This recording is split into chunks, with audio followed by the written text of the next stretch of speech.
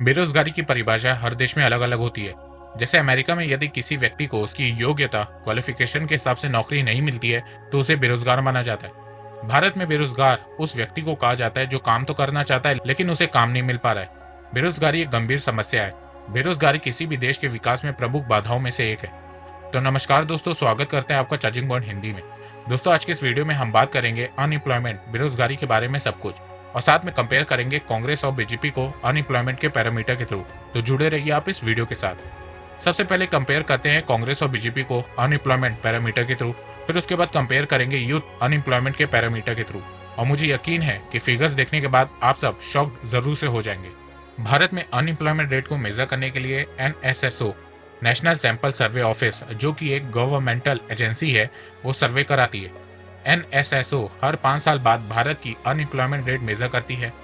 NSSO ने 2004-05 में unemployment rate major किया था, उसके बाद 2009-10 में, फिर उसके बाद मनमोहन सिंह जी ने 2011-12 में एक बार और एनएसएसओ के द्वारा सर्वे कराया था, ये जानने के लिए कि रिसेशन के बाद हालात कितने सुधरे। फिर उसके बाद एनएसएसओ ने 2017-18 में अनएम्प्लॉयमेंट रेट को मेजर किया था, जहां 2011-12 में अनएम्प्लॉयमेंट रेट रूरल मेल की 1.7% थी, वहीं 2017-18 में यह बढ़ के 5.7% हो गई। जहां 2011-12 में अनएम्प्लॉयमेंट रेट रूरल फीमेल की 1.6% थी, वहीं 2017-18 में यह बढ़ के 3.8% हो गई। जहां 2011-12 में अनएम्प्लॉयमेंट रेट अर्बन मेल की 3% थी, वहीं 2017-18 में यह बढ़ के 6.9% हो गई। जहां 2011-12 में अनएम्प्लॉयमेंट रेट अर्बन फीमेल की 5.3% थी, वहीं 2017-18 में यह बढ़ के 10.8% हो गई। आप इस फिगर में देख सकते हैं कि हर एजुकेशनल ग्रुप में अनएम्प्लॉयमेंट रेट बढ़ी है, जैसे कि नॉट लिटरेट में अनएम्प्लॉयमेंट बढ़ी है, literate and up to primary में अनएम्प्लॉयमेंट बढ़ी है, मिडिल एजुकेशन में अनएम्प्लॉयमेंट बढ़ी है, सेकेंडरी एंड अबव में भी अनएम्प्लॉयमेंट बढ़ी है। गांव शहर मेल फीमेल हर जगह बेरोजगारी बढ़ी है। अब कुछ लोग बोलेंगे कि 5-6 साल बाद रिपोर्ट आई है, पहले से बेरोजगारी बढ़ रही होगी, तो ये बात आपकी सही है। पर आप इस फिगर को ध्यान से देखो तो 2004-05 और 2009-10 का भी डाटा दिया गया है। 2004-05 में अनएम्प्लॉयमेंट ज्यादा थी, पर 2009-10 में कम हुई, फिर 2011-12 में थोड़ी सी बढ़ी और 2017-18 में बेरोजगारी और बढ़ी। तो हमें यहाँ पे सरकार को क्रिटिसाइज करने की जरूरत है, ना कि सीएए, एनआरसी, ट्रिपल तलाक या फिर रिलीजन पे। देखो, कोई भी सरकार परफेक्ट नहीं होती है, हर किसी में कोई ना कोई कमियां होती हैं, तो हमें उन कमियों पे क्रिटिसाइज करना चाहिए जिससे देश बेहतर बन सके, ना कि ऊट पटांग इश्यूज पे। वैसे इस रिपोर्ट की लिंक डिस्क्रिप्शन में दी गई है, आप खुद से चेक कर सकते हैं। 643 पन्ने की रिपोर्ट है, सब कुछ डिटेल से बताया गया है इस रिपोर्ट में। हर एक सेक्टर, हर एक एज ग्रुप, एजुकेशन लेवल, सभी स्टेट और यूटी सबको इंक्लूड किया गया है और रिपोर्ट बनाई गई है। भारत में पिछले कुछ सालों में अनएम्प्लॉयमेंट बढ़ने के पीछे का कारण है भारत सरकार के द्वारा लाई गई कुछ रॉन्ग पॉलिसीज। जैसे कि बीजेपी सरकार की सबसे बड़ी गलती थी डीमोनेटाइजेशन और जीएसटी के बीच का टाइम गैप। डीमोनेटाइजेशन और जीएसटी दोनों बहुत ही बेस्ट पॉलिसीज है, पर यह भारत की अर्थव्यवस्था के लिए डेंजर साबित हो गई, और इसका कारण था इन दोनों के बीच का टाइम गैप। डीमोनेटाइजेशन होने से इंडियन मार्केट अफेक्ट हुआ और धीरे धीरे रिकवर कर ही रहा था कि 8 महीने बाद बीजेपी सरकार ने जीएसटी इंट्रोड्यूस कर दिया, जिससे लोग इतने कंफ्यूज हो गए कि स्मॉल और मीडियम बिजनेस पे इसका बुरा असर देखने को मिलने लगा। इसके बाद देश में बहुत सी स्मॉल और मीडियम कंपनीज बंद हो गई और फिर देश में धीरे धीरे अनएम्प्लॉयमेंट बढ़ने लगी। भारत की जीडीपी में micro small and medium enterprises MSME का कंट्रीब्यूशन 37.5% का है।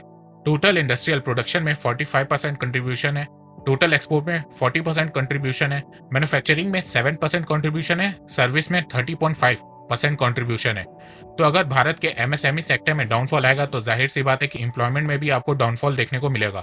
उसके बाद भारत सरकार से ऑटोमोबाइल सेक्टर में भी कुछ गलतियां हुई हैं, उसके कारण भी अनएम्प्लॉयमेंट बढ़ी है, क्योंकि ऑटोमोबाइल सेक्टर का कंट्रीब्यूशन भारत की जीडीपी में 7.1% का है। 35 मिलियन मतलब 3.5 करोड़ एम्प्लॉयमेंट जनरेट होती है ऑटोमोबाइल सेक्टर से।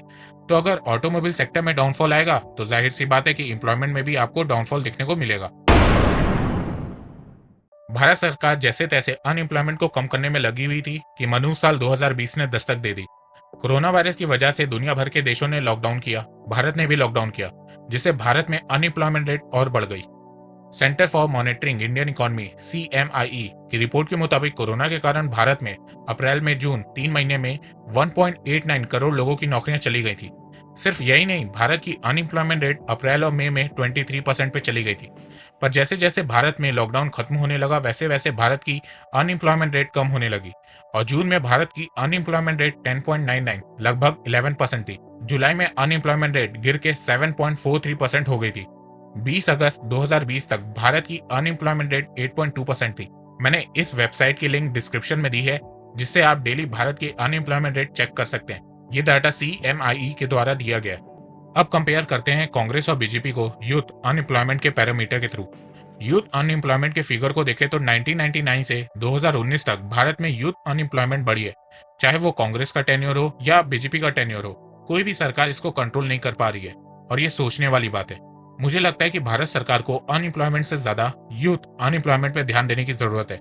वो इसलिए क्योंकि दुनिया भर में अगर सबसे ज्यादा कहीं युवा है तो वो भारत में है। और अगर भारत के युवाओं को काम नहीं मिलेगा तो भारत की अर्थव्यवस्था भी मजबूत नहीं हो पाएगी।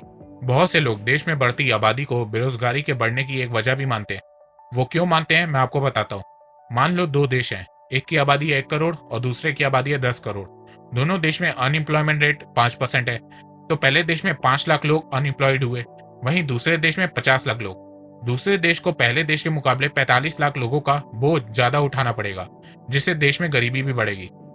भारत में जिस हिसाब से आबादी बढ़ रही है उस हिसाब से नौकरियां नहीं बढ़ रही हैं। जहां 5-6 साल पहले हम 120 करोड़ हुआ करते थे, वहीं अब हम 138 करोड़ हो गए हैं।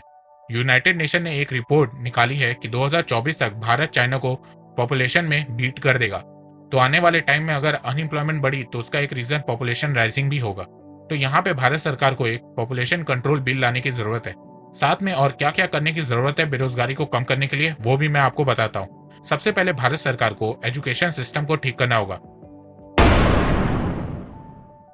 शिक्षा और बेरोजगारी का बहुत गहरा संबंध है। आज भी हमारे देश में बहुत से ऐसे लोग हैं जो एजुकेटेड नहीं है, पर इलिटरेसी अब उतनी बड़ी प्रॉब्लम नहीं रही है भारत के सामने, क्योंकि ये धीरे धीरे कम होती जा रही है। मेन प्रॉब्लम है फॉलो और less skill education. Follow education मतलब देखा देखी में सेम टाइप का कोर्स लेना। आजकल आप लोग देखते ही होंगे कि बहुत से इंजीनियर बेरोजगार घूम रहे हैं। आजकल हर किसी के पास MBA की डिग्री है पर नौकरी नहीं है। भारत में स्टूडेंट अपने हिसाब से सोच समझ के कोर्स चूज नहीं करते हैं, दूसरे को देख के कोर्स ले लेते हैं। इससे ये होता है कि उस फील्ड में जॉब की पोस्ट कम होती है, पर कैंडिडेट इतने होते हैं कि पूछो मत, और उसमें से हर किसी को जॉब तो मिलती है नहीं, तो उसे बेरोजगारी बढ़ती है। दूसरा है लेस स्किल एजुकेशन। हमारे देश में स्किल एजुकेशन में फोकस बहुत कम है। हर क्लास में कम से कम 5 सब्जेक्ट होते ही होते हैं, और उन सब्जेक्ट्स में इतना सिलेबस होता है कि पूछो ही मत। हमारे देश में क्वालिटी ऑफ एजुकेशन की तरफ किसी का ध्यान ही नहीं है, सिर्फ क्वांटिटी बढ़ाए जा रहे हैं। यूनिसेफ की एक रिपोर्ट के मुताबिक 50% इंडियन स्टूडेंट के पास 21st सेंचुरी में जॉब करने लायक स्किल ही नहीं है। 80% इंडियन इंजीनियर्स के पास IT, आर्टिफिशियल इंटेलिजेंस जैसे सेक्टर में जॉब करने लायक स्किल ही नहीं है। तो भारत सरकार को एजुकेशन सिस्टम को ठीक करने की बहुत जरूरत है। क्वांटिटी को हटा के क्वालिटी ऑफ एजुकेशन पे ध्यान देने की जरूरत है। इससे ये फायदा होगा कि अगर फ्यूचर में स्टूडेंट को जॉब नहीं भी मिलती है तो भी स्टूडेंट अपनी स्किल के दम पे अपना खुद का कुछ काम स्टार्ट कर सकेगा। तो ओवरऑल एजुकेशन सिस्टम में बहुत चेंजेस करने की जरूरत है, और खुशी की बात यह है कि 34 साल बाद इस पे काम शुरू हो चुका है और इसका रिजल्ट आपको 5 से 10 साल बाद दिखने को मिलेगा। अगर देश में अनएम्प्लॉयमेंट को कम करना है तो भारत सरकार को इंफ्रास्ट्रक्चर में इन्वेस्ट करना होगा।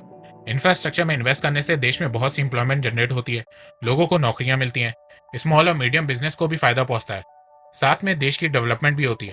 तो भारत सरकार को इस समय ज्यादा रोड बनवाने होंगे, ब्रिजेस बनवाने होंगे, हाईवेज बनवाने होंगे, जिससे इंप्लॉयमेंट जनरेट हो सके।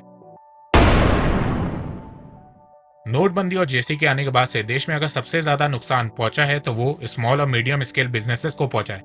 बहुत सी स्मॉल और मीडियम इंडस्ट्री बंद हुई है, कंपनीज बंद हुई है, जिसके चलते बहुत से लोग बेरोजगार हुए। भारत सरकार को अगर अनएम्प्लॉयमेंट कम करना है तो उसके लिए सरकार को टैक्सेशन सिस्टम को ठीक करना होगा, इजी बिजनेस पॉलिसीज बनानी होगी, MSME को इंकरेज करना होगा, इजी लोन फैसिलिटी देनी होगी, जिससे देश में स्मॉल और मीडियम स्केल कंपनीज आराम से ग्रो कर सके।